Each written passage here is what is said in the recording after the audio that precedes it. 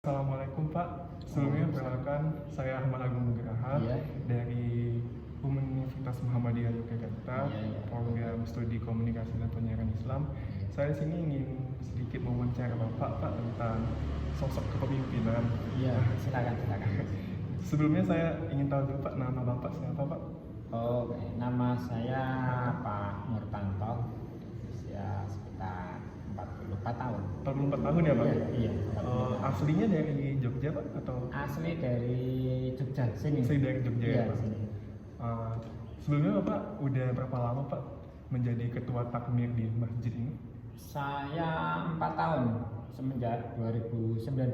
2019 ya Pak? Iya. Oh, berarti udah cukup lama ya Pak? Iya. Oh iya Pak, sebelumnya Bapak apakah ada program yang terkait dengan di masjid ini Pak yang dilakukan?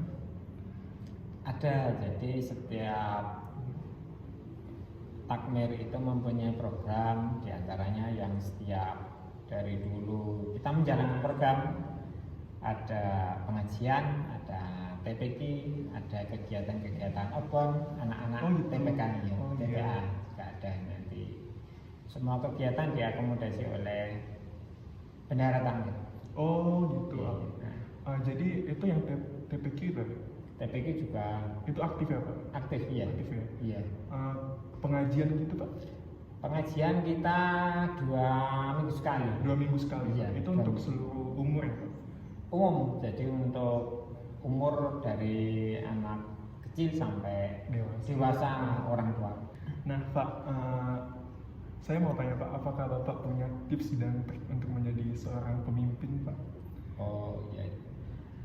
Sebetulnya menjadi seorang pemimpin itu gampang-gampang susah. Diantaranya kita pertama itu harus menguasai jamaah, kita harus menguasai karakter, kita harus menguasai sumber daya, terutama sumber keuangan. Jadi kita memfasilitasi jamaah itu kita nggak keteteran.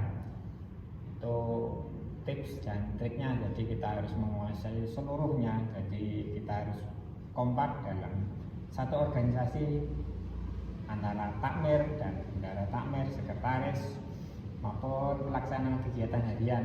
Di antaranya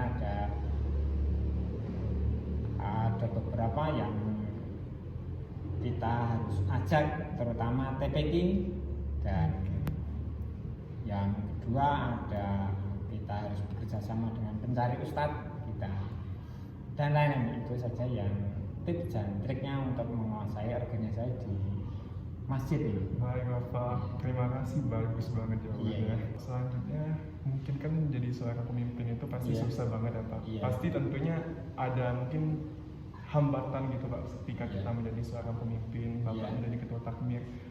Kalau boleh tahu apakah Bapak mempunyai hambatan Pak ketika menjadi seorang ketua takmir di masjid?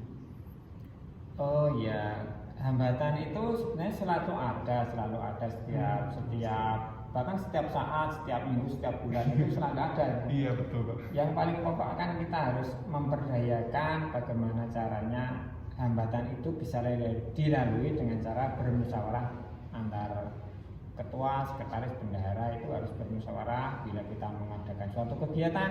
Kalau kita nggak punya apa-apa, ya kita harus bagaimana caranya berkomunikasi dengan warga sekitar dan organisasi lain. Di antaranya ada organisasi pemuda, ada organisasi PKK, ada Pak RT, itu harus kita libatkan. Jadi Iya. kita nggak sendiri di sini, ya kan, ada suatu organisasi, kita libatkan semua warga dan semua, nggak harus muslim, non muslim pun kita ajak dia mau di sini. Karena di sini ada yang non muslim juga.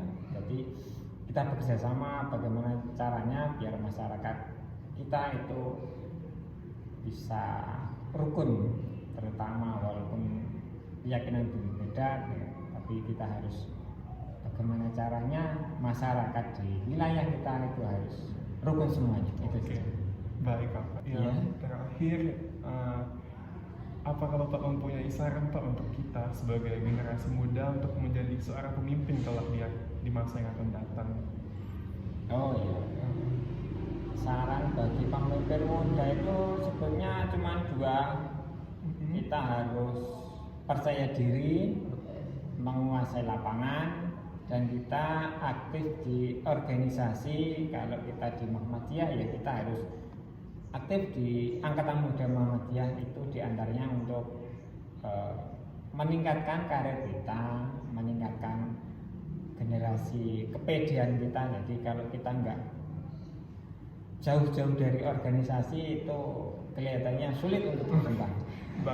Itu aja saran-saran dari saya. Baik Bapak, terima kasih Bapak sebelumnya. Ya, terima kasih sama-sama. Terima kasih.